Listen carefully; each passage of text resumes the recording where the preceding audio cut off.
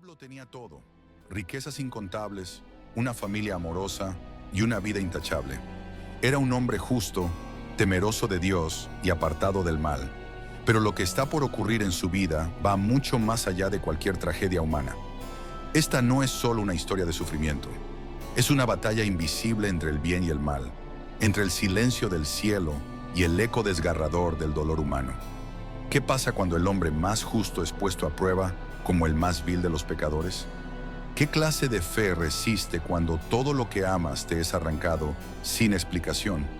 ¿Por qué Dios permitiría tal cosa si Job no había hecho nada malo? Este no es un cuento para dormir. Es un llamado a despertar. La historia de Job es una sacudida al alma.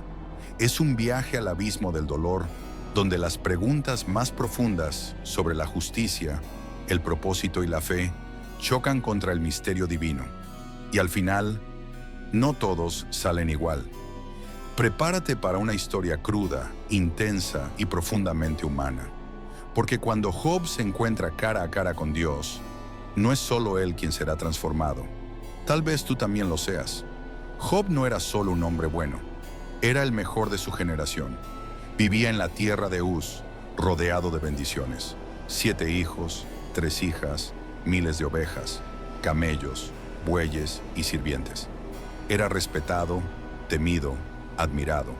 Cada día ofrecía sacrificios, por si acaso alguno de sus hijos había pecado. Su vida era un modelo de devoción y pureza. Pero en el reino invisible se libraba una conversación que cambiaría su destino. Los hijos de Dios se presentan ante el Altísimo, y con ellos viene Satanás. Dios confiado pregunta: ¿has considerado a mi siervo Job? No hay otro como él. Satanás lanza su dardo. ¿Acaso Job te honra de balde? ¿Lo proteges? ¿Lo bendices? Pero tócale lo suyo, y verás. Dios permite la prueba. Satanás ataca. En un solo día, Job recibe noticia tras noticia. Sus bueyes y asnos son robados, sus sirvientes asesinados.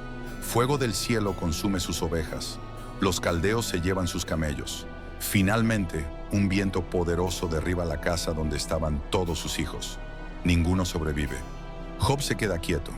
Luego cae al suelo, se rasga las vestiduras, se afeita la cabeza y dice: desnudo salí del vientre de mi madre, y desnudo volveré allá.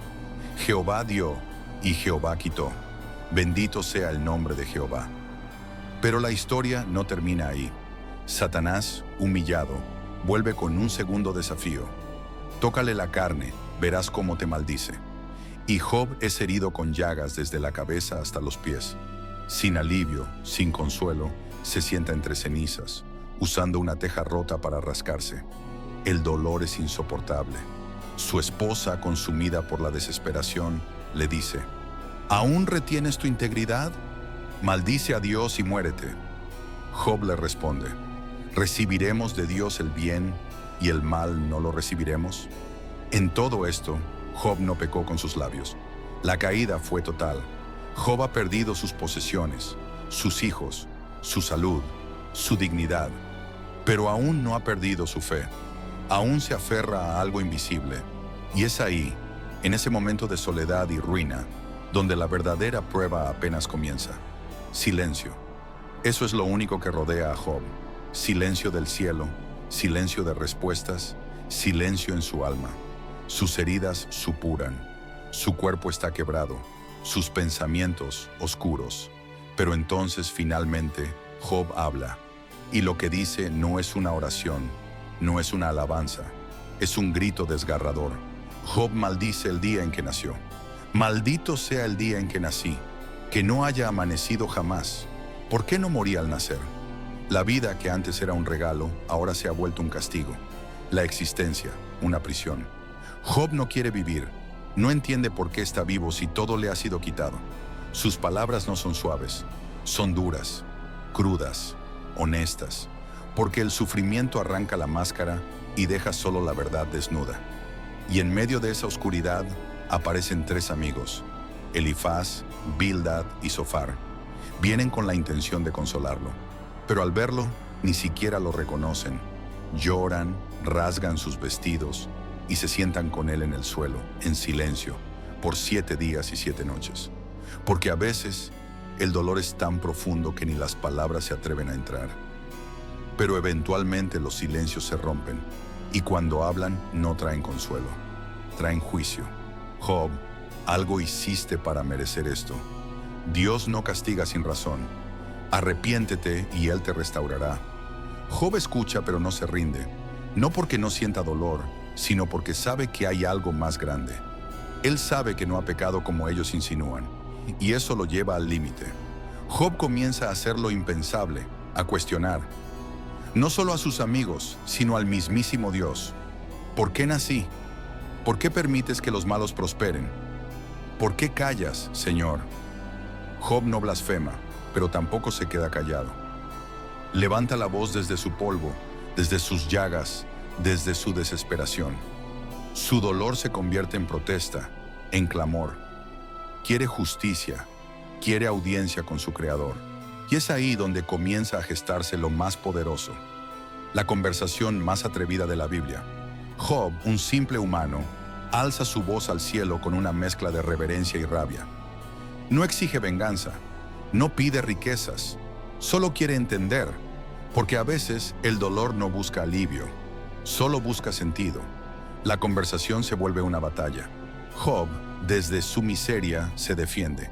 Sus amigos, uno por uno, insisten en lo mismo. Dios es justo. Si sufres, es porque algo hiciste. Para ellos el mundo funciona como una ecuación. Pecado igual a castigo, justicia igual a prosperidad. Pero Job rompe esa lógica, y al hacerlo incomoda. Elifaz, el místico, habla de visiones y sueños. Insinúa que ningún hombre es justo delante de Dios. Bildad apela a la tradición. Los malvados siempre terminan mal. Y Zofar, el más duro, acusa directamente a Job de merecer incluso más castigo del que ha recibido. Cada uno expone su punto con elocuencia, pero todos caen en la misma trampa: juzgar sin entender. Pero Job no se queda callado, no por orgullo, sino porque sabe que no ha cometido la gran maldad que sus amigos imaginan. Sus palabras no son arrogantes, son gritos desde la desesperación. Él no reclama perfección, solo clama por comprensión. No pide privilegios, solo quiere justicia. Oh, si tuviera un mediador entre Dios y yo, clama con voz quebrada. Job no quiere destruir a Dios, quiere hablar con Él, quiere que el cielo lo escuche. Y entre sus respuestas, lanza frases que brillan entre las cenizas. Sé que mi Redentor vive y que al final se levantará sobre el polvo. Job, aún en su agonía, profetiza esperanza. Aunque no ve salida, aún cree. Aunque todo lo que le rodea grita tragedia, su fe susurra eternidad. Sus amigos, frustrados por no poder quebrarlo, se vuelven repetitivos. Su teología se convierte en prisión. Su compasión se evapora. Lo que empezó como consuelo se convierte en peso. En vez de abrazar su dolor, lo juzgan. En vez de llorar con él, lo acusan. Entonces surge un nuevo personaje. Eliú, el joven, irrumpiendo con indignación, critica a Job por justificar su inocencia y a los amigos por no tener argumentos sólidos. Pero Eliú, aunque habla con fuerza, también se quedará en silencio, porque lo que está por venir lo eclipsará todo.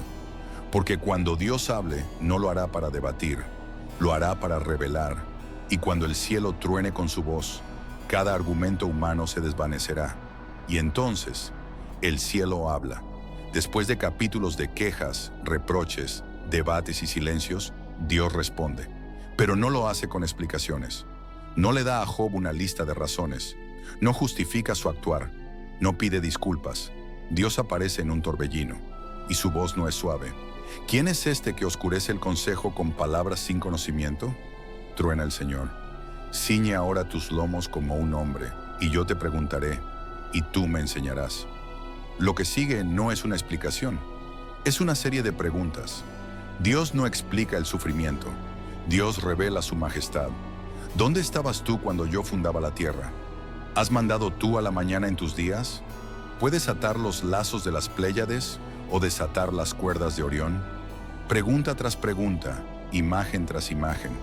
Dios lleva a Job por los secretos del universo, los cielos, los mares, las bestias salvajes, el relámpago, el nacimiento de la cabra montés, el vuelo del halcón, la fuerza del hipopótamo, el rugido del león. Dios no se presenta como un juez que rinde cuentas.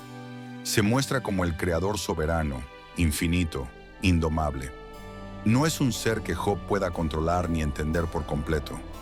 Es el Dios que hace girar el mundo, que equilibra la justicia con la misericordia, que permite la lluvia en el desierto donde no hay nadie para agradecerla, solo por el acto de crear.